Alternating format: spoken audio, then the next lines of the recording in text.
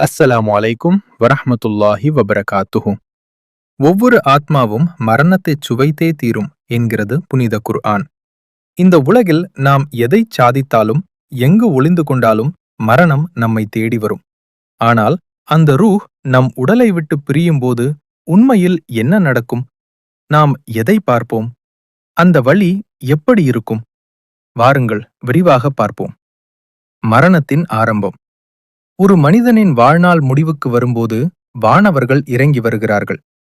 நல்லடியார்களாக இருந்தால் வெண்மையான முகத்துடன் சுவனத்தின் வாசனையுடன் வானவர்கள் வருவார்கள். பாவிகளாக இருந்தால் கருப்பு நிற முகத்துடன் மிகவும் பயங்கரமான தோற்றத்தில் வானவர்கள் இறங்கி வருவார்கள். இந்த நேரத்தில்தான் ஒரு மனிதனுக்கு சக்கரத்துல் மவுத் எனப்படும் மரண வேதனை ஆரம்பமாகிறது. மலக்குல் மவுத் அவர்களின் வருகை. உயிரை கைப்பற்றும் மலக்குல் மவுத் அவர்கள் தலைமாட்டிற்கு வருவார்கள். நல்ல ஆத்மாவை பார்த்து, ஓ அமைதி பெற்ற ஆத்மாவே, உன்னுடைய இறைவனின் மன்னிப்பை நோக்கியும் பொருத்தத்தை நோக்கியும் வெளியேறி வா என்று மென்மையாக அழைப்பார்கள். கெட்ட ஆத்மாவை பார்த்து, ஓ அசுத்தமான ஆத்மாவே, இறைவனின் கோபத்தை நோக்கி வெளியேறி வா என்று கடுமையாக எச்சரிப்பார்கள்.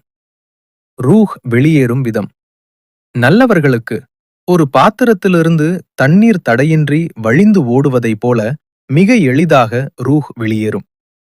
பாவிகளுக்கு நனைந்த கம்பளியில் சிக்கியிருக்கும் முள் செடியை பலவந்தமாக இழுத்தால் எப்படி இருக்குமோ அப்படி உடல் நரம்புகள் சிதறும் அளவுக்கு வேதனையுடன் ரூஹ் இழுக்கப்படும்.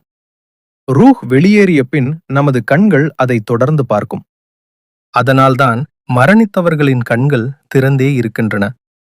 நபிகள் நாயகம் ஸல்லல்லாஹு அலைஹி வஸல்லம் அவர்கள் கூறினார்கள், ரூஹ் கைப்பற்றப்படும்போது பார்வை அதை பின்தொடர்கிறது. ரூஹ் எங்கு செல்கிறது? உடல் ஜனாசாவாக கீழே கிடக்கும். ஆனால் ரூஹ் வானவர்களுக்கு மாற்றப்படும். நல்ல ஆத்மா.